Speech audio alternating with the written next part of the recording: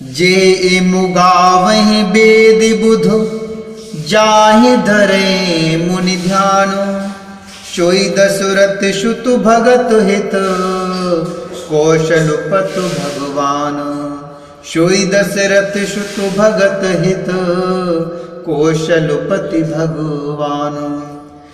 जिसका वेद और पंडित इस प्रकार वर्णन करते हैं और मुनि जिसका ध्यान धरते हैं, वही दशरथ नंदन भक्तों के हितकारी अर्थात अयोध्या के स्वामी भगवान श्री रामचंद्र जी हैं। काशी मरतु जंतु अवलोकी जासु नाम बलो करऊं विशोकी। सोई प्रभु मोर चराचर स्वामी रघुवर शवे ओरो अंतर जामी। बिबसौ जासु नाम नर कहीं जन्म अनेक रचित जगदहि। सादर सो मेरनो जे नर करही बभु बारिधि गोपद इव तरही। बभु बारिधि गोपद इव तरही।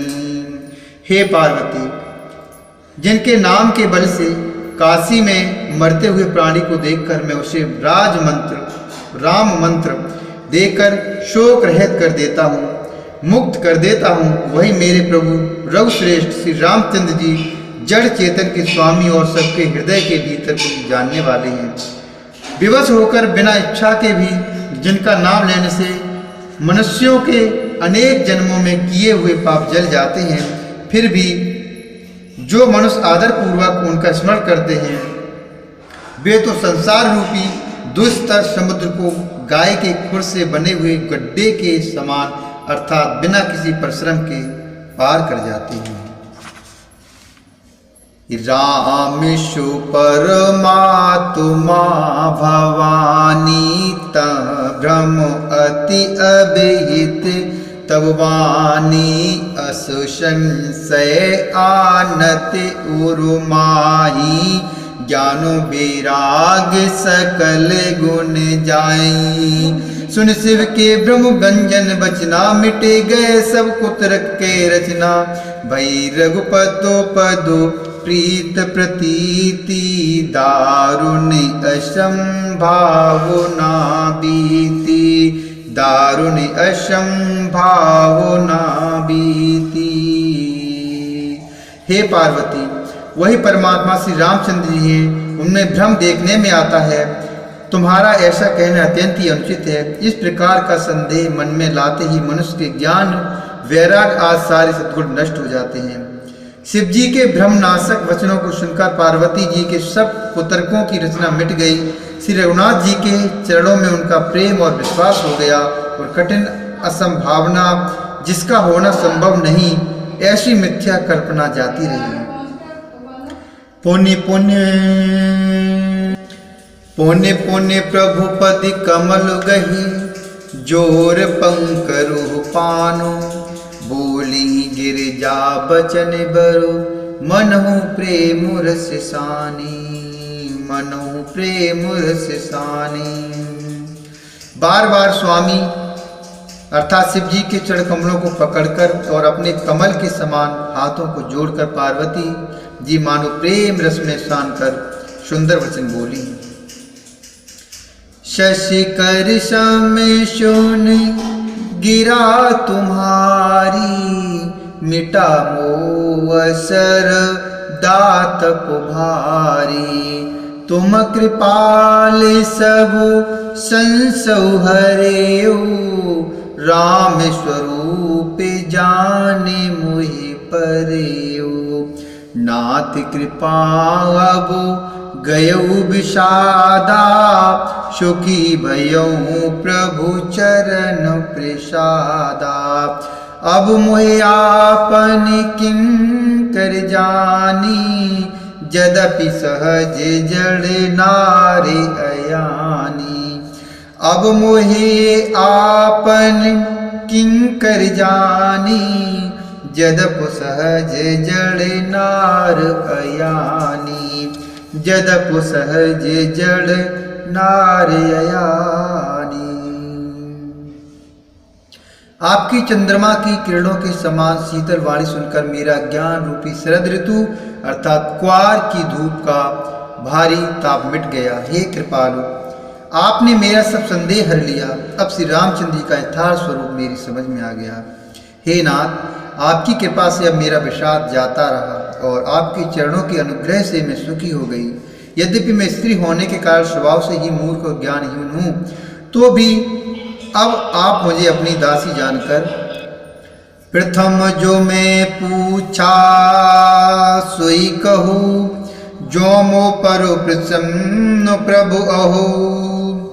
राम ब्रह्म चिन्मय अविनाशी, सरब रहे तो सब और पुरवासी। नाथ धरे नर तनु के हेतु, मोए समुझाई कहू वृष केतु।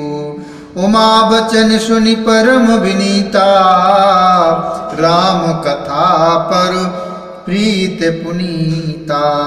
राम कथा पर प्रीत पुनीता। हे प्रभु, यदि आप मुझ पर प्रसन्न हो तो जो बात मैंने पहले आपसे पूछी थी वही कहिए। यह सत्य है कि श्री रामचंद्र जी ब्रह्म हैं, चिन्मय ज्ञान स्वरूप हैं, अविनाशी हैं, सबसे रहित और सबके हृदय रूपी नगरी में निवास करने वाले हैं। फिर हे नाथ, उन्होंने मनुष्य का शरीर किस कारण से धारण किया? हे धर्म की ध्वजा धारण करने वाले प्रभु, यह मुझे समझाकर कहिए।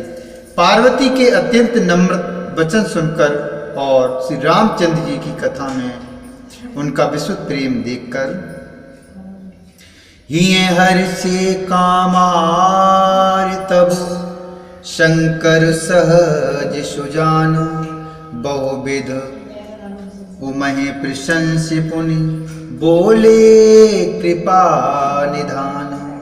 तब कामदेव के शत्रु स्वाभाविक ही सुजान कृपा निधान शिव जी मन में बहुत ही हर्षित हुए और बहुत प्रकार से पार्वती की बड़ाई करके फिर बोले। नवान परायण पहला विश्राम और मास परायण चौथा विश्राम। शून्य शुभ कथा भवानी, रामचरितो मानस विमल। कहा भूषिंडी बखानी सुना, व्यगुनायक गरुड़। सो संवाद उदार जे, विधिवा आगे कहव। सुनहु राम अवतार चरित, परम सुंदर अनघ।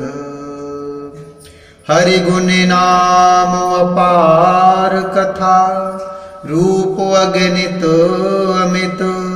मैं निज मति अनुसार कहूँ, उमा सादर सुनहु। हे पार्वती, निर्मल रामचरितमानस की वह मंगलमय कथा सुनो जिसे काकभूषुंडी ने विस्तार से कहा और पक्षियों के राजा गरुड़ जी ने उसे सुना था। वह श्रेष्ठ संवाद जिस प्रकार हुआ वह मैं आगे कहूँगा। अभी तुम श्री रामचंद्र जी के अवतार का परम सुंदर और पवित्र पापनाशक चरित्र सुनो। श्री हरि के गुण नाम कथा और रूप सभी अपार अगणित और असीम हैं।